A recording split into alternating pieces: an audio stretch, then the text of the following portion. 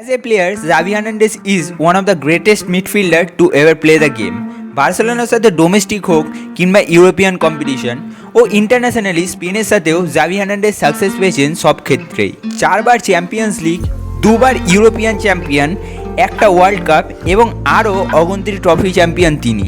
আমরা স্প্যানিশ মিডফিল্ডারদের দেখেছি তারা সব বেশিরভাগ ক্ষেত্রেই অবসরের পর কোচ হন এবং সাকসেসও পান। তাই জাভিও রিটায়ারমেন্টের পর 2019-এ ম্যানেজারিয়াল কেরিয়ারটা শুরু করেন এবং মাত্র 2 বছর পর জাভি তার ফর্মার ক্লাব বার্সেলোনার ম্যানেজারও হন। সেখানে তিনি লা লিগা এবং সুপার কোপাও জেতেন, কিন্তু বার্সেলোনা তাও জাভিকে মাত্র 2.5 বছর পর 2024-এ স্যাক করে। কিন্তু কেন?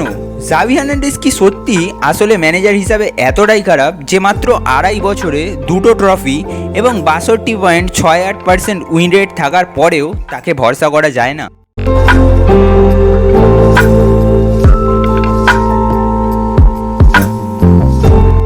28 মে 2019-এ জাভি তার ম্যানেজারিয়াল কেরিয়ারটা শুরু করেন কাতারের ক্লাব আল সাদে, আর সেখানে মাত্র 2 বছর কাটিয়ে একটা ট্রফিও জিতে নভেম্বর 2021-এ বার্সেলোনাতে মুভ করেন তিনি। জাভির বার্সেলোনাতে কোচিং কেরিয়ারটা বুঝতে গেলে আমাদের প্রথমে জানতে হবে তার স্টাইল অফ ম্যানেজমেন্ট এবং ফিলোসফিটা। জাভি নিজেই তার ম্যানেজমেন্ট এবং ফিলোসফি নিয়ে বলেন যে ট্যাকটিক্যাল বিষয়গুলোর থেকে আমার কাছে ড্রেসিং রুমটা ম্যানেজিং করা বেশি গুরুত্বপূর্ণ বলে মনে হয়। দিনের শেষে আমরা হলাম হাফ কোচ এবং হাফ সাইকোলজিস্ট। আমি আমার কেরিয়ারে অনেকের যেমন Van Gaal, Rijkaard, Pep Guardiola, Luis Enrique, Luis অ্যারাগোনাসের আন্ডারে খেলেছি এবং অনেক কিছু শিখেছি। তবে ম্যানেজমেন্টে আমার মাস্টার হলো অ্যারাগোনাস এবং ট্যাকটিসে হলো পেপ গার্দিওলা। জাভি স্পষ্ট বোঝাতে চেয়েছেন যে ট্যাকটিক্যাল বিষয় থেকে তিনি ম্যানেজমেন্টে বেশি গুরুত্ব দেন এবং তার বার্সেলোনা কেরিয়ারটা জুড়ে সেটা আমরা দেখেছিও বারবার। রোনাল্ড কোম্যানকে বদলে জাভি যখন বার্সেলোনার কোচ হয়ে এলেন, বার্সেলোনার অবস্থা তখন অন ফিল্ডের সাথে সাথে অফ ফিল্ডেও খুব খারাপ। জাভি তার অ্যারাইভালের সাথে সাথেই কিছু রুলসও ইমপ্লিমেন্ট করে। জাভির জন্য প্রথম 2 মাস একদমই ভালো কাটে না, তবে জানুয়ারিতে জাভি 3টে সাইনিং করে: ফেরান টোরেস, পিয়ার-এমেরিক অবামিয়াং এবং অ্যাডামা ট্রাওরেকে। এরপর বার্সেলোনা একটা টার্ন অ্যারাউন্ড করে, আর এই প্রসেসটায় জাভির এই 3টে সাইনিংগুলো বিগ রোল পালন করে। সিজনটার একটা সময় বার্সেলোনা 14টা ম্যাচ আনবিটেনও ছিল।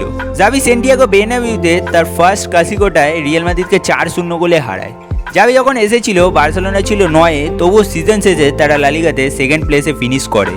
2022-23 চ্যাম্পিয়ন্স লিগের গ্রুপ স্টেজে 3rd ফিনিশ করায় ইউরোপা লিগে ড্রপ হয় বার্সেলোনা।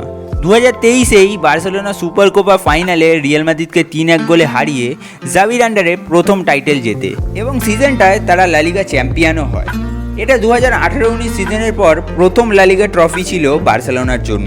2023-24 সিজনটা ভালোভাবে শুরু করলেও ডিসেম্বর এবং জানুয়ারিতে খুব খারাপ সময় কাটায় বার্সেলোনা এবং লা লিগাতে 10 পয়েন্টে পিছিয়ে যায়। জাভির ওপর প্রেসারটা বাড়তে থাকে, আর চ্যাম্পিয়ন্স লিগের কোয়ার্টার ফাইনালে পিএসজির বিপক্ষে হারার পর আরও বেশি ক্রিটিসাইজ হয় জাভি, আর তাই 24 মে 2024 জাভিকে স্যাক করা হয়।